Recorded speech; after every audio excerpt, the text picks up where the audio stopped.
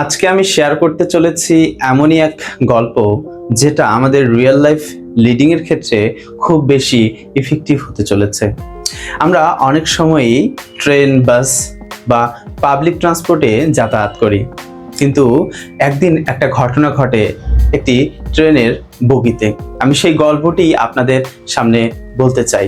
ব্যাপারটা হলো যে একজন বাবা তার দুজন সন্তান, একজন ছেলে এবং একজন মেয়েকে নিয়ে এক জায়গা থেকে অন্য জায়গায় যাচ্ছিল। পথিমধ্যে ঘটনাটি ঘটে, সেটি হচ্ছে সেই দুটো বাচ্চা অনেক বেশি গোলমাল করা শুরু করে এবং সেই ট্রেনের পুরো বগিটাকে তারা অতিষ্ঠ করে তোলে।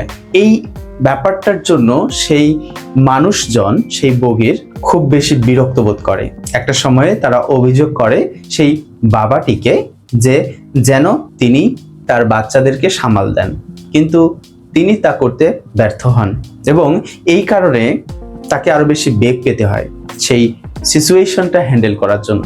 বাট সেই বাচ্চারা ছিল অবুঝ, অর্থাৎ খুব ছোট দুটো বাচ্চা। তারা নিরন্তর তাদের মায়ের জন্য কান্নাকাটি করে, তারা তার বাবার সাথে বিভিন্ন রকমের উৎপাত শুরু করে দেয় সেই জায়গায় বাড়ির মতো করে। কিন্তু সেই কামরাটি ছিল অত্যন্ত হাই ক্লাসের একটি কামরা, যেখানে তারা বই পড়ছিল সেই যাত্রীরা। তারা অনেকে কেউ ঘুমোচ্ছিল, হয়তোবা কেউ কাজ করছিল। তো এই ব্যাপারগুলোর জন্য তারা সেই সিরিয়াসলি এই দুটো বাচ্চাকেও নিয়ে ফেলে এবং একটা পর্যায়ে গিয়ে সেই বাচ্চা দুটোকে যখন তার বাবা কন্ট্রোল করতে পারে না, তখন তারা তার বাবাকে নিয়ে পর্যন্ত বাজে কথা বলা আরম্ভ করে। কিন্তু কিছুই করার নেই, কারণ তার বাচ্চা দুটো তো সেই সব মানুষদেরকে বিরক্তই করছিল। কিন্তু সেই বাবাটি যেন কিংকর্তব্য বিমূঢ় হয়ে মুমূর্ষু অবস্থায় সেই জায়গায় ছিল। মানুষজন ঠিক বুঝতে পারেনি কি কারণে।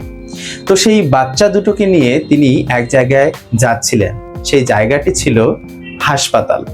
কিন্তু তার আগের গল্পটা হলো সেই প্রত্যেকটা মানুষ যখন একজনের পর একজন সেই মানুষটিকে কটাক্ষ করা শুরু করে, কারণ তার বাচ্চা দুটো বিরক্তির কারণ হয়ে দাঁড়িয়েছে, ঠিক সেই সময়ে সেই মানুষটা দাঁড়িয়ে যায় এবং সবাইকে দুঃখ প্রকাশ করে বলে যে এই দুটো বাচ্চা তার, কিন্তু সে তাদেরকে থামাতে পারছে না এবং সে এই মুহূর্তে কিংকর্তব্য বিমূঢ় হয়েছে একটি কারণে, কারণ কিছুক্ষণ আগেই সে শুনলো সদ্য তার স্ত্রী মারা গেছে এবং তার স্ত্রী আছে হাসপাতালে, আর সেই দুটো বাচ্চাকে নিয়ে সে যাচ্ছে সেখানেই। ফলে সেই বাচ্চা দুটোকে না তো সে বলতে পারছে এই কথা, এবং না তো সে নিজেকে প্রবোধ দিতে পারছে, না তো এই সিচুয়েশনটাকে কোনোভাবেই হ্যান্ডেল করতে পারছে। অর্থাৎ সে হাসপাতালে যাচ্ছে, সেই বাচ্চা দুটো জানে না তাদের মা মারা গেছে এবং সেই মানুষটি তার অবস্থা ওই মুহূর্তে কিরূপ সেটিও বুঝতে পারছেন। তো সেই বাচ্চারা বিভিন্ন জিনিস খাচ্ছে, তারা গোলমাল করছে।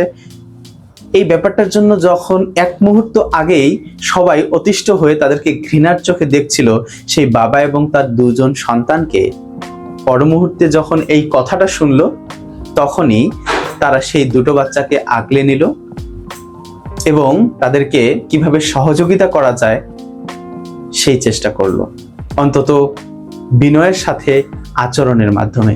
তো আমরাও প্রত্যেক দিন এমন কিছু বিষয়ের সম্মুখীন হই যেখানে হয়তো ঘটনার পেছনের ঘটনাটা আমাদের অবগত থাকে না। আমরা সেই বিষয়গুলো হয়তোবা ওই মুহূর্তে নিরীক্ষণ করতে পারি না যে মুহূর্তে সেই ব্যাপারটা দরকার। ঠিক সেই কারণে দৃষ্টিভঙ্গি হতে পারে একটা বড় বিষয়, সেটা হচ্ছে পজিটিভ অ্যাটিটিউড। সো আমি এই পজিটিভ অ্যাটিটিউডটার কথা বলবার জন্যই আপনাদের এই গল্পটি শেয়ার করলাম। অ্যান্ড আপনারা যদি এমন কোনো সিচুয়েশনে পড়েন যেখানে আপনার আশেপাশের মানুষজন খুব বেশি বিরক্ত করছে, আপনি সেখানে থাকতে পারছেন না, তো ভেবে নেবেন সেই ব্যাপারটার পেছনে নেপথ্যে এমন কোনো ঘটনা, কারণ নিশ্চয়ই আছে যেটা ওই ঘটনাটিকে, ওই সিচুয়েশনটিকে ক্রিয়েট করেছে। সো আমরা এই ব্যাপারগুলো যদি জানতে পারি তাহলে কি হবে, ওই যে ব্যাপারটা এক্সাজারেট হবে না অ্যান্ড আমরা ওই অতিরঞ্জিত বিষয়টাকে কাট করে আমাদের জীবনটাকে সুন্দর করতে পারবো।